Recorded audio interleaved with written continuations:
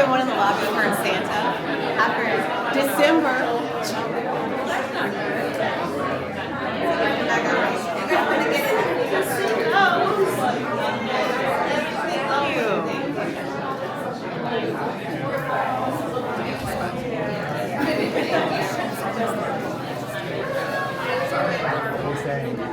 Don't run in the house. Don't throw it. That's right. I love you too. And somebody do that twice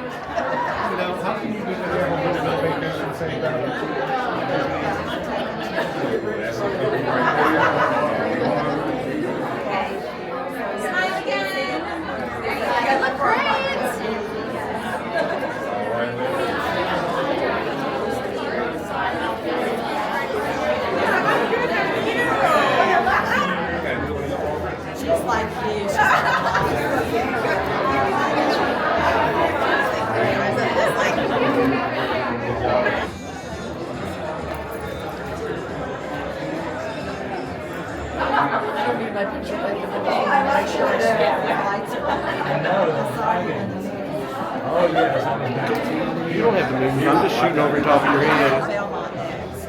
Yes.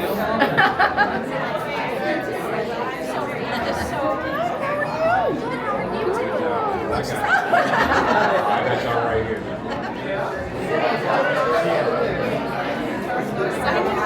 I was like, I've got to try this.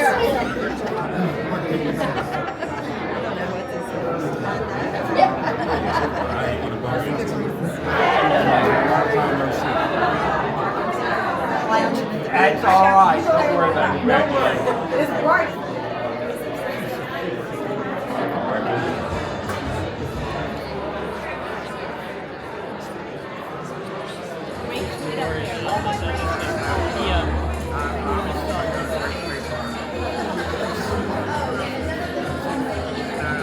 We need to get one of my dad too.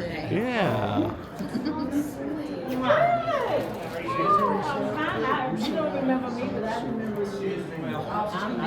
Would you please all rise to welcome our guest of honor, Miss Sheila Umberger.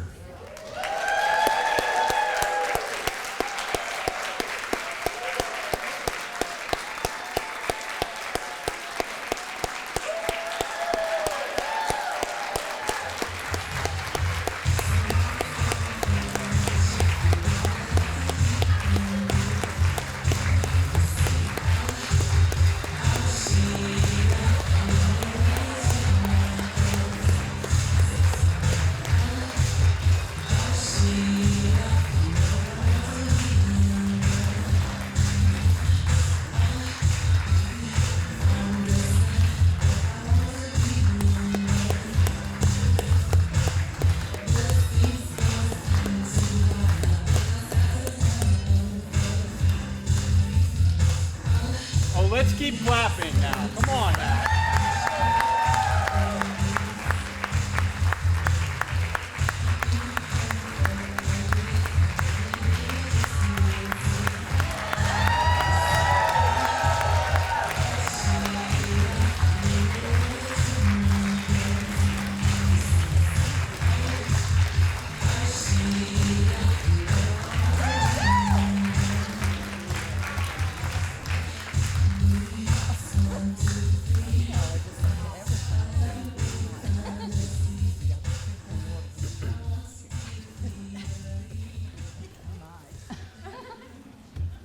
Please take your seats.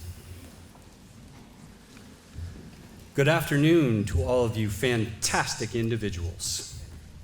Welcome, friends, family, colleagues, distinguished guests, current and former members of City Council, current and former city employees, Grandin Theater, Mayor Lee, Mayor Cobb, Delegate Rasul, board members, our staff, library staff, foundation members, congregation members, and quite literally anyone else I may not know or have forgotten. Because quite literally, anyone could be in this room right now, which speaks volumes about our guest of honor this afternoon. For those of you whom I have not yet met, my name is Ian Fortier. And for the past 11 years, it has been my honor and privilege to be the executive director of the historic and iconic Grandin Theater Foundation. Let's go.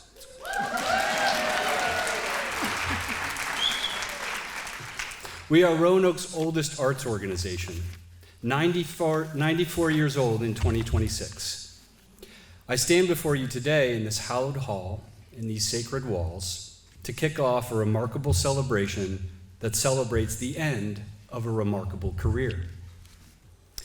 When our honorees staff began planning this event, they asked me if I would be a speaker or MC, a host to put structure to the program.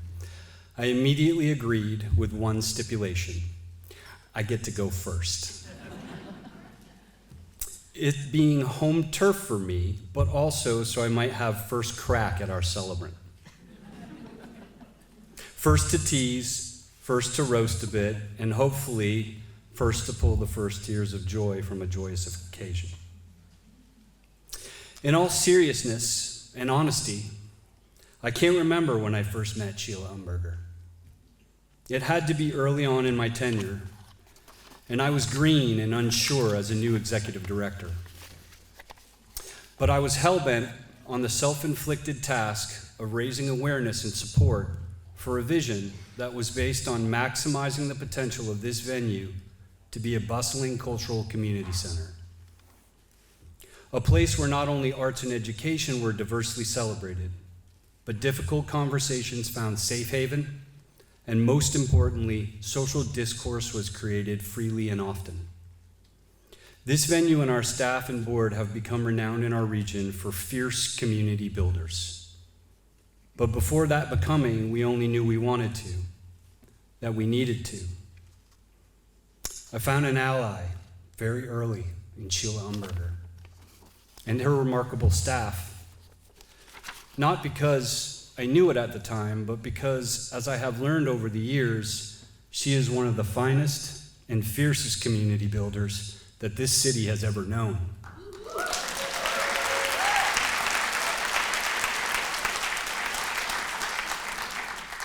Truly, I cannot really remember the how or the where or the when of our early interactions. You see, there's no splash, there's no flash or commanding voice stealing the spotlight, or outlandish outfits or someone competing at the table to be seen or heard, no self-advancing or hidden agenda. In the early years of our relationship, I have no acute memory of any moment of me walking away from any one interaction with her that stands out in my mind. What I do remember is the feeling that each time I walked away or hung up the phone, the conversation was relevant and important, and most of all, heard.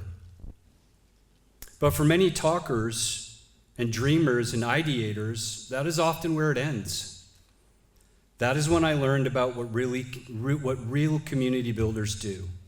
They follow up, they act, they sequence, they're deliberate, they communicate, and they take and make ideas, big and small, into realities.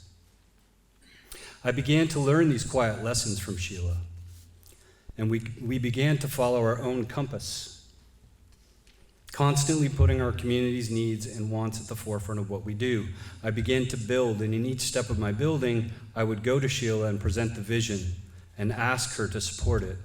And she would, with unwavering consistency, every single time. Many of you may not know this, but Sheila is a current and sitting board member of the Grandin Theater Foundation. Another reason I asked to speak first today was to honor her choice for this celebration, which was to have her retirement party here. Before I gently convinced her to join the board in 2023, our working relationship and friendship bond had long been cemented. Sheila was right next to me 11 years ago when we revitalized the Free Kids Summer Matinee series. She helped me underwrite the first Black History Month film festival we started in 2016, and every one since, celebrating the 10th anniversary this coming February. She helped me build the Women's History Month film festival and has underwritten every one that we've done in the past 3 years. But these were the easy asks. The once-a-years, the promotion and support, the delivery of relevant educational artistic content for free to our region's citizens.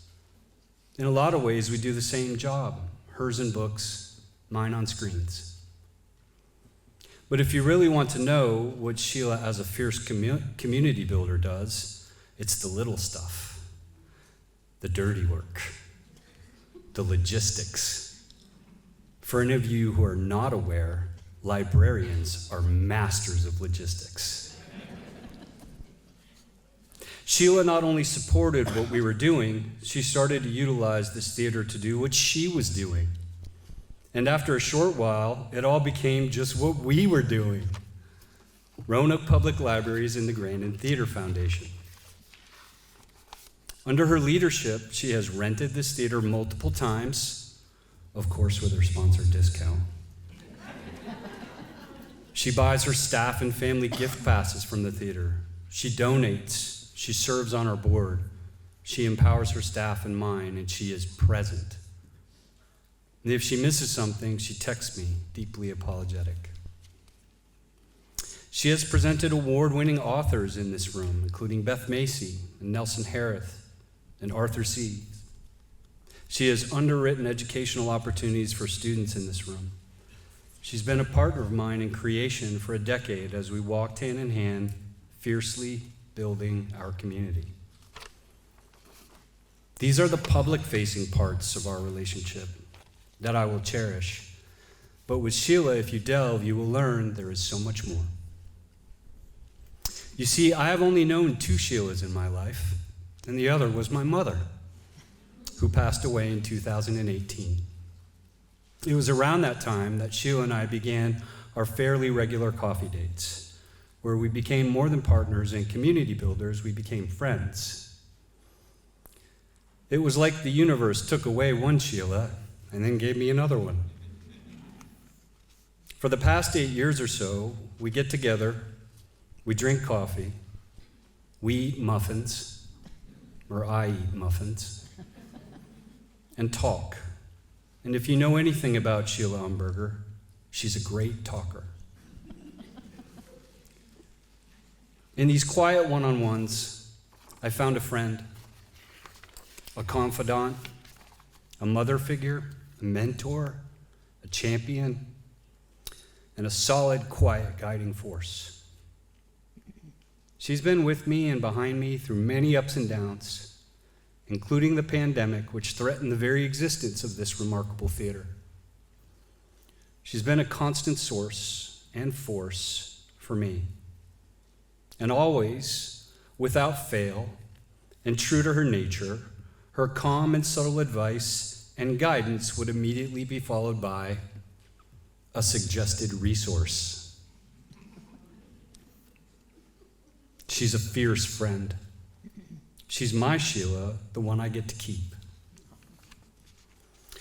Her staff presented me with some of her accomplishments and accolades, including her contributions to numerous American City Awards, her shared vision for a decentralized neighborhood library system, making access easy, her mastery of million-dollar budgets, her library construction skills, and her advocacy for removing library late charges that would obstruct usage from any citizen.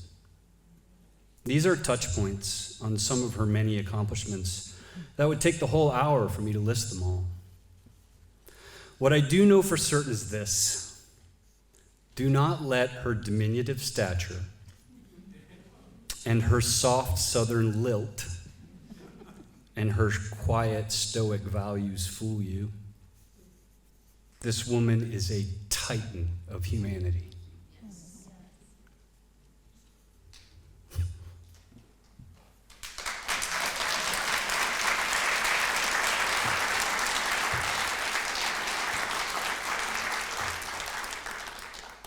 She's a true advocate and champion of all people and citizens in our community.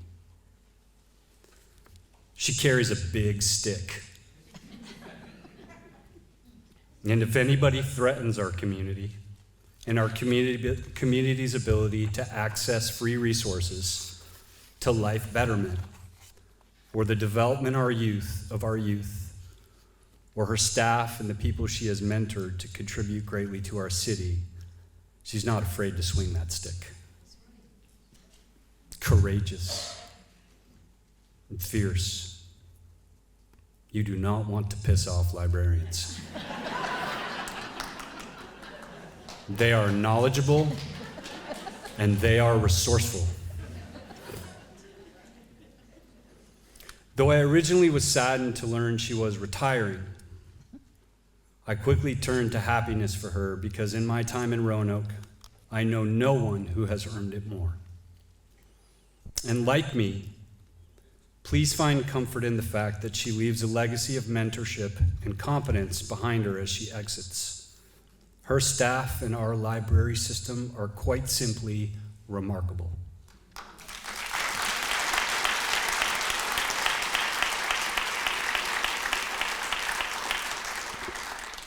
And if you know Sheila, and you all do, this is not goodbye. It is see you later. She'll be around, picking and choosing where she puts her time, her guidance, and where she swings her stick. To you, my dear friend and mentor and champion, you are fierce, and I thank you for everything you have done for me, my staff, our board, this theater, and our city. Our best to you, and I love you very much.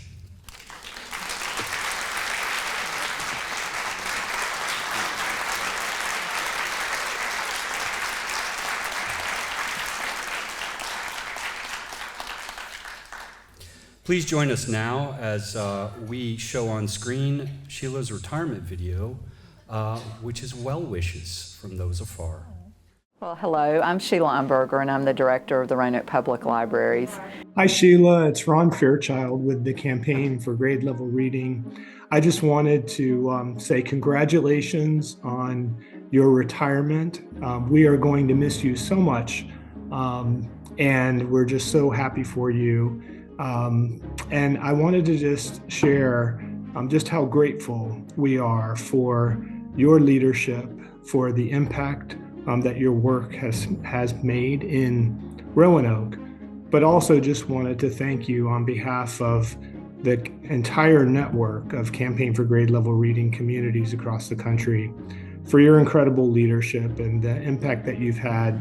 Certainly is most closely felt close to home in Roanoke, but you've also had a tremendous impact across the state of Virginia, as well as all of the communities and states that are participating in the campaign who have looked to Roanoke as a source of inspiration, as a pace setter in this work, and you and your leadership have been a big part of that. So I wanted to wish you best of luck in retirement, and please do keep in touch. And Again, I'm sorry I can't be with you in person, but I know other members of our team are there and well represented.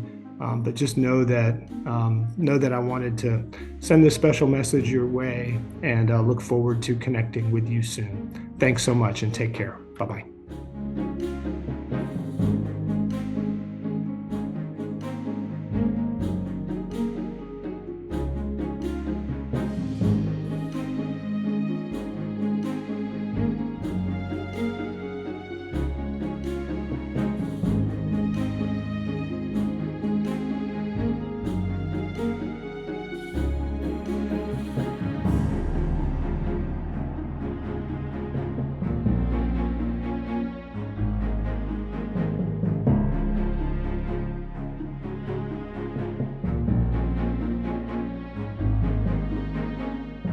Sheila, what are you doing?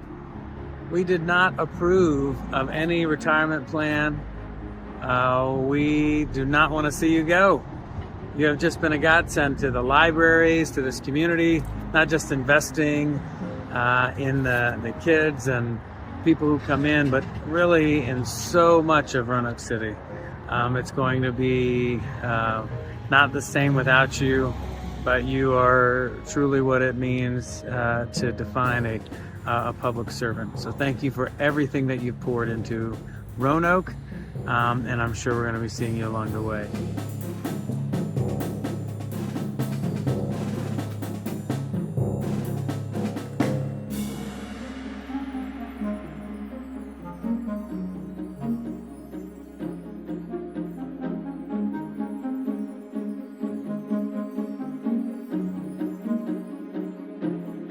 Sheila, I'm so sorry I can't be there to celebrate you in person for all that you've done for the Roanoke Libraries and the city of Roanoke.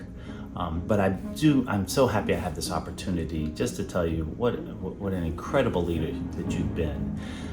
There's this concept that Jim Collins talks about in Good to Great, about how leaders play such a critical role in building strong organizations.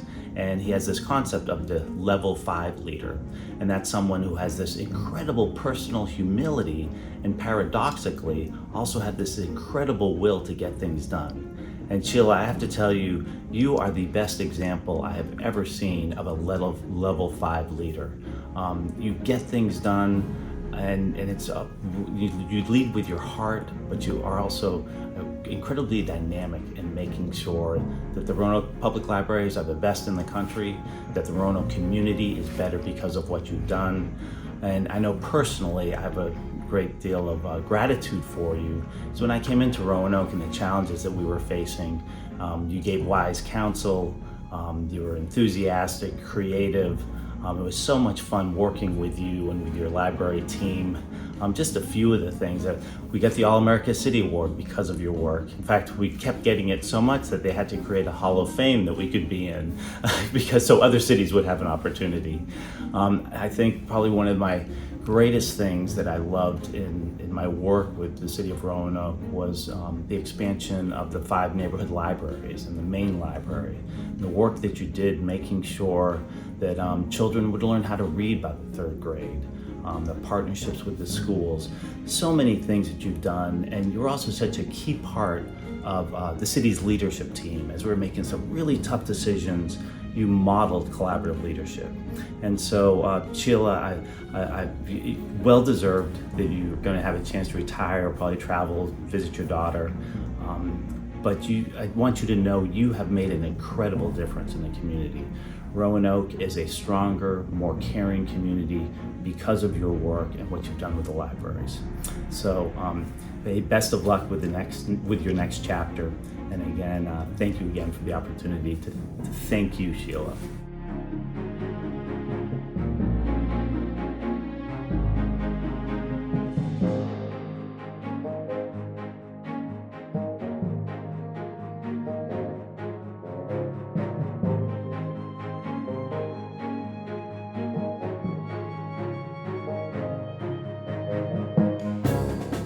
Congratulations on 43 years at Roanoke City Libraries, Mom.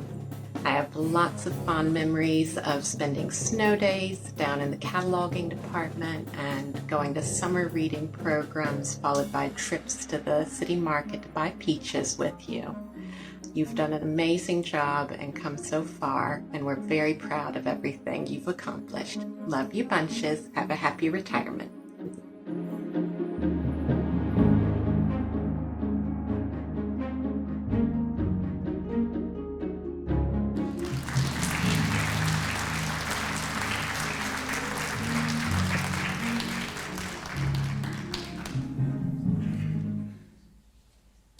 All right, well done, Roanoke Library staff, putting that together.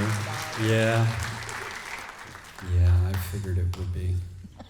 It'd be Melina that pulls the tears out of her. Now join us for something equally awesome and a little bit more lighthearted. We wanted to show you a second video that Sheila's remarkable staff put together. Sheila's favorite book of all time is Peter Rabbit. So please enjoy this highly orchestrated collaborative effort of a reading for Sheila at her retirement party of Peter Rabbit.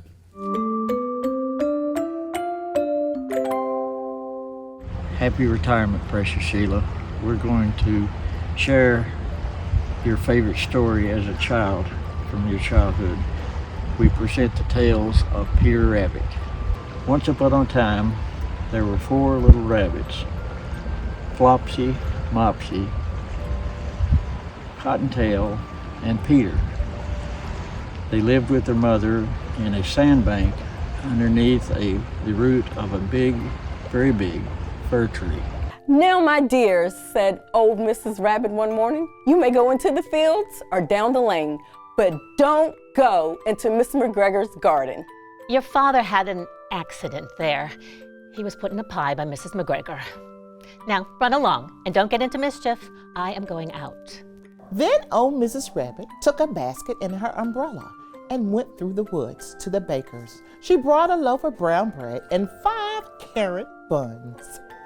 Flopsy, Mopsy, and Cottontail, who were good little bunnies, went down the lane to gather blackberries. But Peter, who was very naughty, ran straight away to Mr. McGregor's garden and squeezed under the gate. First he ate some lettuce and some French beans, and then he ate some radishes. And then, feeling rather sick, he went to look for some parsley. But round the end of a cucumber frame, whom should he meet but Mr. McGregor?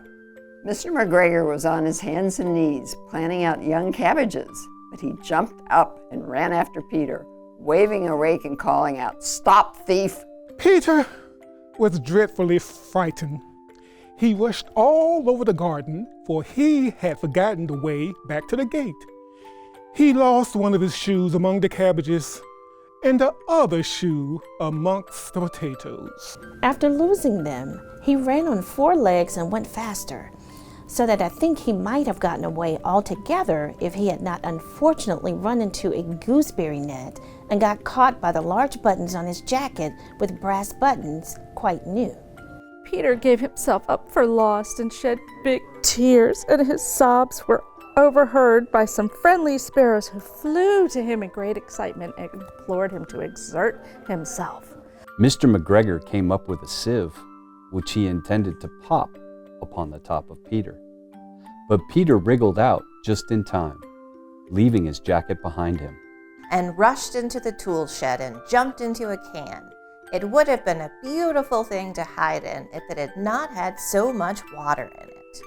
Mr. McGregor was quite sure that Peter was somewhere in the tool shed, perhaps hidden under a flower pot. He began to turn them over carefully, looking under each. Presently, Peter sneezed. Ka-choo! Mr. McGregor was after him in no time, and tried to put his foot upon Peter, who jumped out of a window, upsetting 3 plants. The window was too small for Mr. McGregor, and he was tired of running after Peter. He went back to his work. Peter sat down to rest.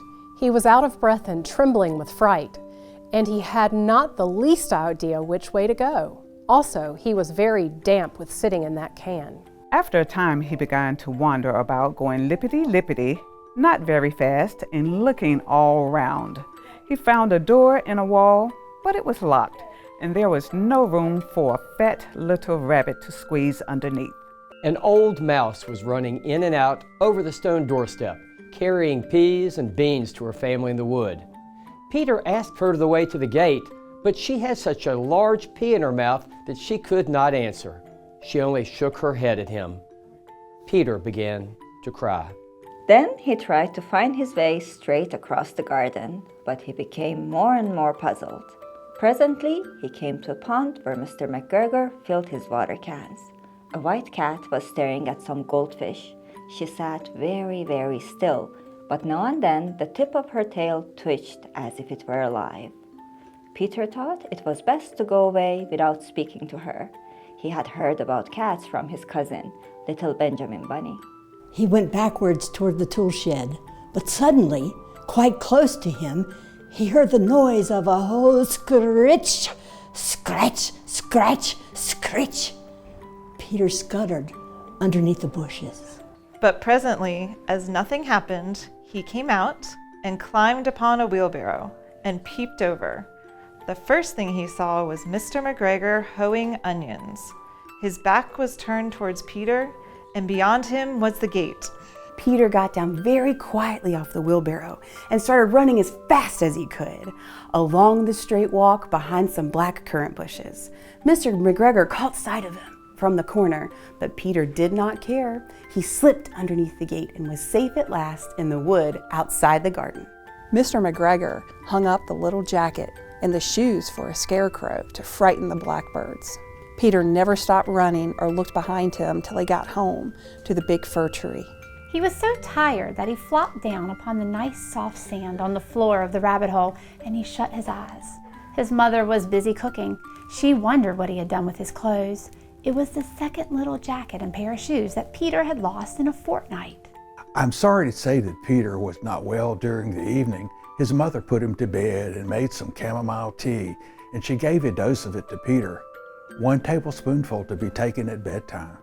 But Flopsy, Mopsy, and Cottontail had bread and milk and blackberries for supper. The end!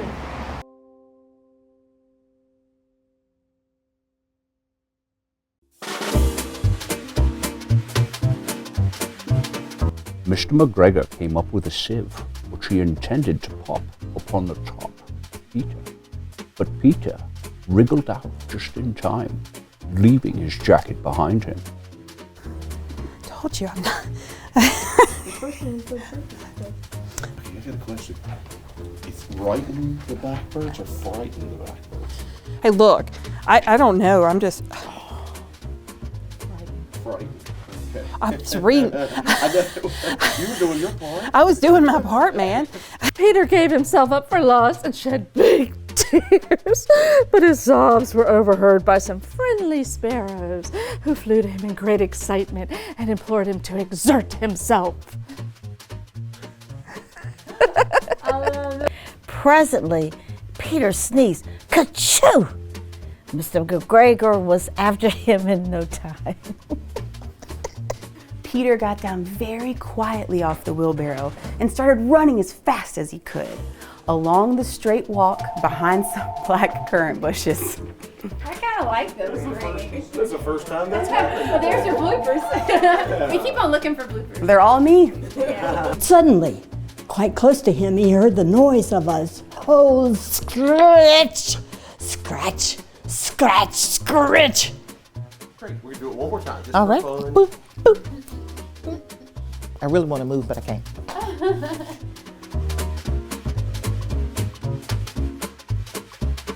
I've always had a thing for Sheila Umberger. I've always had a thing for Sheila Umberger. Sorry, that's my best Sean Connery. Oh my God, that's hilarious stuff. I feel better. How you doing, boss? Are you talking to me? Yeah. Yeah. I'm doing fine. The only time you made me cry was when I saw my daughter. Okay, well, that wasn't me. I'll put that one on your staff. All right, our next speaker, we have a term in this building that we use. He's been in here many, many times, advocate of the theater. He's been on stage, performed on stage, and is a dire patron who comes and supports a lot of the things that we do. We love him dearly.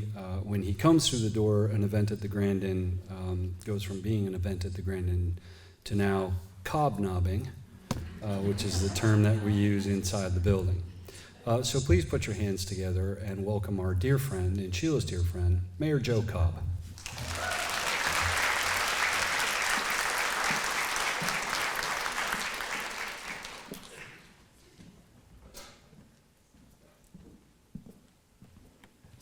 Hi, Sheila. How are you? I'm fine. Take a look at this. So we have a friend in Roanoke named Patrick Harrington, and many of you have seen his cartoons that he makes. He is known, when the weather's nice, to just sit out in front of his house and create cartoons about what's going on in the world, what's going on in Roanoke. And so I reached out to him last week and I said, hey, would you be willing to create something for our beloved Sheila? So within like a couple of hours, he created this beautiful masterpiece. And it says, once upon a time, a librarian was able to spend 40 plus years improving young lives.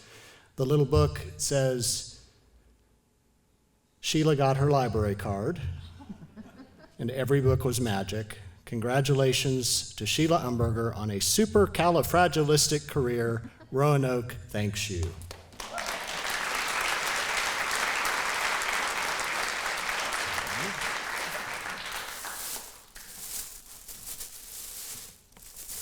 Here's your very own. Oh, that's beautiful. You're welcome.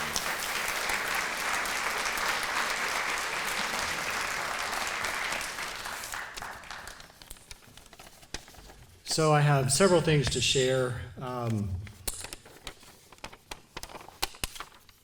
And before I do that, I want to recognize a couple people who are here. It's pretty cool when you're Sheila Umberger and you get several mayors showing up. And I think all of the mayors that are still living, you have worked with. And I think three of us are here today. Mayor Sherman Lee is right out here.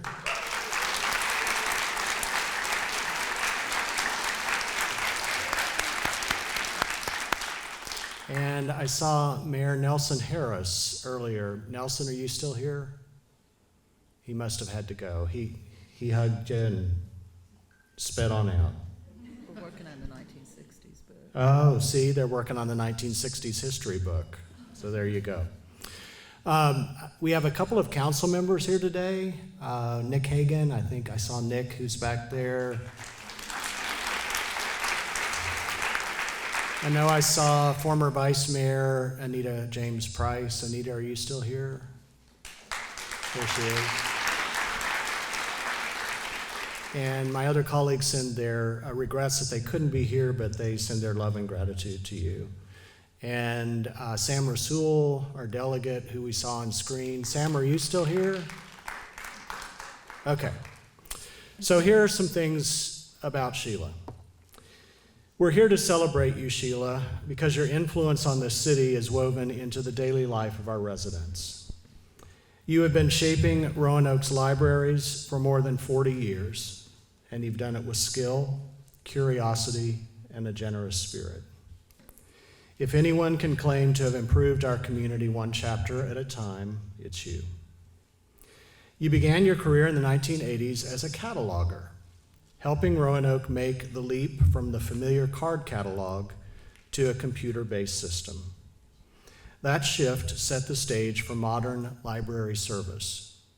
It also proves something we've all learned since. If you want to move a big idea forward, give it to Sheila. And I would add, give it to her team. Not long after, she helped form what became the Roanoke Valley Library Consortium.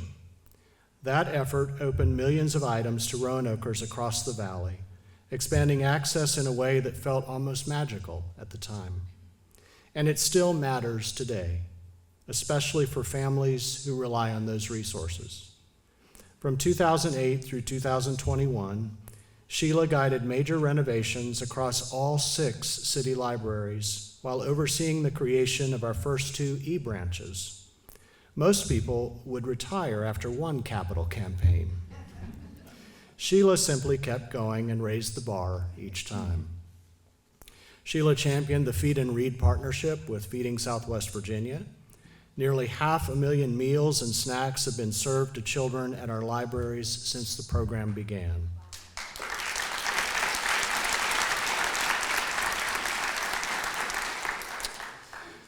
And something we noted yesterday that I want to add here is that you played an essential role in creating Roanoke Baby, the little board book. And that book has been given to every baby born in Roanoke over the last 11 years, which we figured out yesterday is close to 33,000 babies.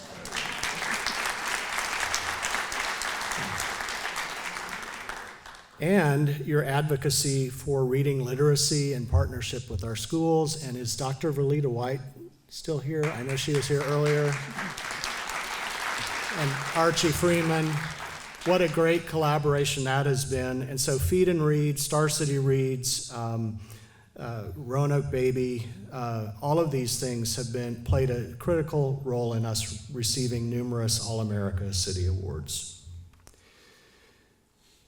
Your commitment to young people has never wavered. In 2021, the libraries earned a statewide Innovation Award for youth engagement.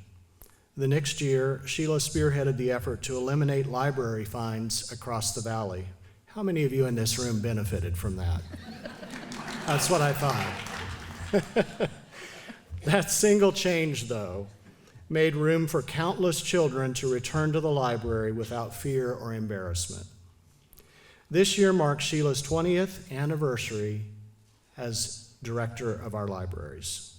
20 years of guiding a system that welcomes every voice and every walk of life. 20 years of encouraging her team, listening to patrons, and building a place where people feel at home.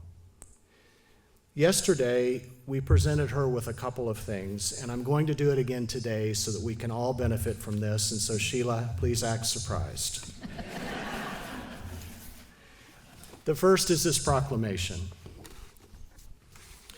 Whereas Sheila Umberger arrived in Roanoke ready to bring libraries into the future, turning rows of card catalog drawers into digital records and proving early on that she could modernize anything with equal parts skill and practice. Whereas she helped build the Regional Library Consortium that opened millions of items to Roanokers, and then spent the next 2 decades transforming every city library into a brighter, more welcoming place through new branches, major renovations, and creative programs. Whereas Sheila led Roanoke to national recognition through Star City Reads, lifting up children and families with measurable gains in school readiness, summer learning, and reading success, while also championing joyful projects like the Roanoke Baby Book and the Feed and Read partnership that has served nearly 500,000 meals to children. Whereas Sheila continued breaking barriers for access by guiding the libraries to statewide innovation honors and eliminating fines across the valley, removing obstacles for families, and reminding us that the library belongs to everyone. Whereas Sheila's leadership has shaped a library system rooted in belonging, curiosity, and welcome, earning the affection of staff, patrons, families, and partners across the Star City. Whereas in 2024, Sheila celebrated 20 years as director of Roanoke City Libraries, marking 2 decades of vision and dedication that transformed library service throughout our community. Whereas as Sheila begins her well-deserved retirement, we celebrate her next chapter and wish her days filled with rest, adventure, and as many books as she can carry home. Now therefore I, Joseph L. Cobb, Mayor of the City of Roanoke, do hereby proclaim December 2nd throughout this great 8-time All-America City as Sheila Umberger Day.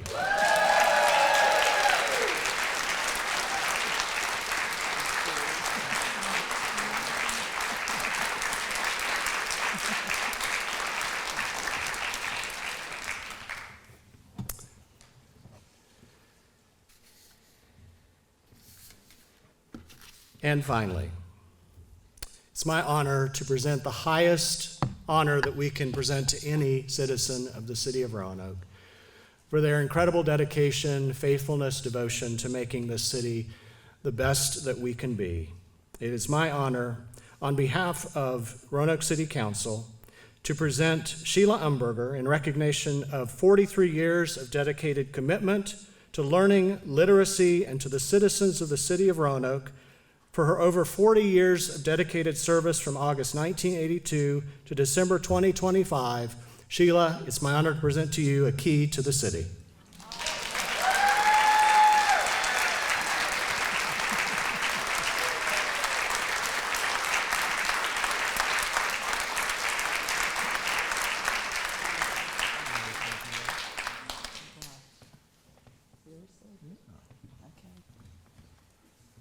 Y'all ready to hear from Sheila? Yeah. All right.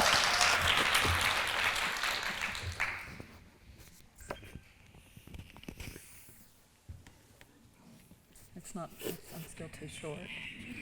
There you go. Can you all hear me okay? Can you see me? I'm totally touched and overwhelmed by all the friends and colleagues that have come today to celebrate.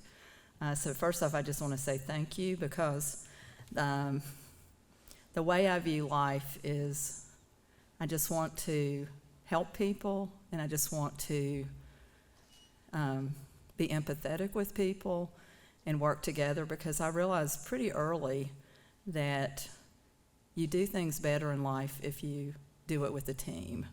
So I would like to ask my team from the library to stand.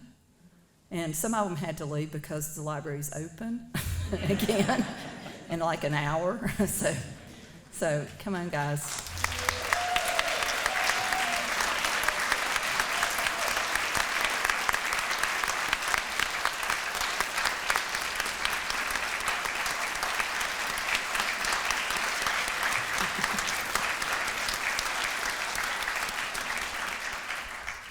So I want to say to all the staff, some of which I have worked with, like Jerry, since you were 18 and I was like 24 when we met.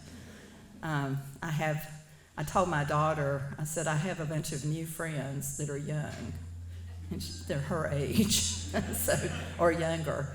But some of those folks I've worked with for over 20 years, so it has been an honor. I always look for passion, because you can't train that. But I want to say thank you. Today I had no idea what they had planned, honestly, including this chair on the stage. They even brought me Kleenex and water. But anyway, I'm so grateful for that, and so grateful for this journey. Like I say, I'm not going away, but I'm going to pick and choose and do some things that I want to do. But I also want to say thank you to the city, and also to all the other colleagues and partners, because this is a journey. And one thing I've learned about Roanoke, there's a lot of people that love children, love families, and we just need to work together. So again, thank you very much for being here today and sharing this wonderful journey. I really appreciate it.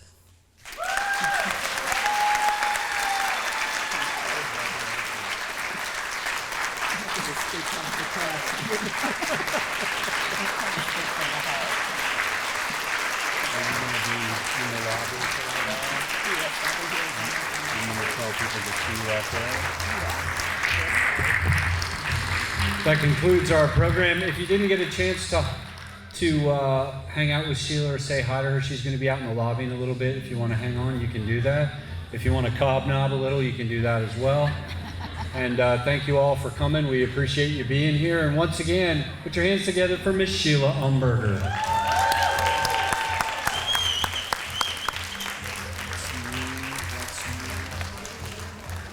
Can I help you down? Can I get some chocolate sprinkles and some marshmallows?